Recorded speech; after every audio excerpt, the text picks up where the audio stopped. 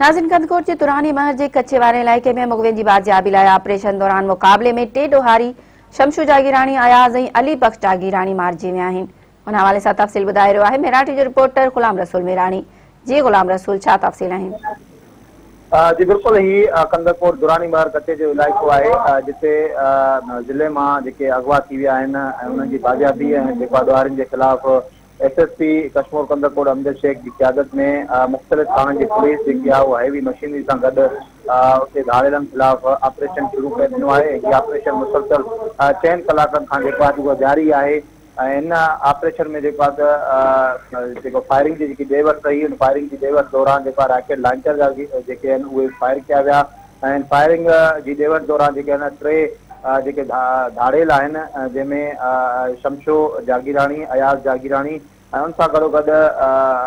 जेको जीअंद जागीरानी जेको जागीरानी गैंग जो सरबराह आहे उनजो पुटु जेको आहे अली बख्श जागीरानी उहो पिणु मारिजी वियो आहे। जॾहिं त फायरिंग जी ॾेवट में इहे बि इतला आहिनि पुलिस मुताबिक़ त 5 जेके ॾोहारी आहिनि उहे पिणु ज़ख़्मी थिया आहिनि। ऐं इन सिलसिले में जॾहिं एसएसपी अमजद शेख सां असांजी ॻाल्हि थी आहे त एसएसपी अमजद शेख जो चवणु आहे त 100 खां वधीक जेके आहिनि पुलिस कमांडोज़, 300 खां वधीक जेके आहिनि उहो पुलिस जी नफ़री उहा साण करे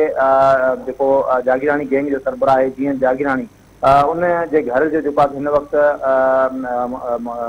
घेरो जेको आहे उहो कयो वियो आहे जंहिंमें डाकू धाड़ेलनि ऐं पुलिस में जेको आहे उहे मुक़ाबिलो थी पियो आहे। मुक़ाबले दौरान जेको आहे पुलिस जी फायरिंग में इनाम रखियल जेके धाड़ेल आहिनि 3 उहे मारिजी विया आहिनि ऐं उन्हनि जी जेकी शनाख़्त आहे उहो शमशो जागीरानी, अली बख्श जागीरानी ऐं उनखां अलावा अयाज़ जागीरानी जे नाले सां थी आहे। मुंहिंजो चवणु आहे त जेकॾहिं जागीरानी गैंग जे सरबराह जेको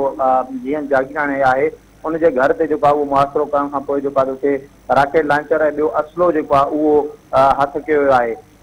एसएसपी जो इहो चवणु आहे त हीउ ऑपरेशन जेको आहे त मुखियुनि जी बाजियाबी ऐं धाड़ेलनि जी जेको आहे त गिरफ़्तारी ताईं जेको आहे हीउ ऑपरेशन जारी रखियो वेंदो ऐं हिन ऑपरेशन दौरान जेको आहे इलाइक़े में सख़्तु ख़ौफ़ फिराज़ जेको आहे उहो पकड़ियल आहे ऐं फायरिंग जी जेकी ॾेवट में उहा तेज़ी अची वई आहे। एसएसपी अमजद शेख वधीक चयो त हिन जागीरानी गैंग जेको आहे एसएचओ अली हसन बकानी रेंजर जे डीएसआर खे बि जेको आहे उहो कुझु महीना जेको आहे कुझु साल अॻु में शहीद कयो वियो हो इन हंध ते। ऐं एसएसपी अमजद शेख जो वधीक चवणु हो त जेके अमन जे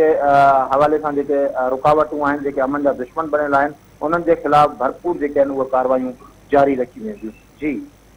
गुलाम रसूल, जी महिरबानी।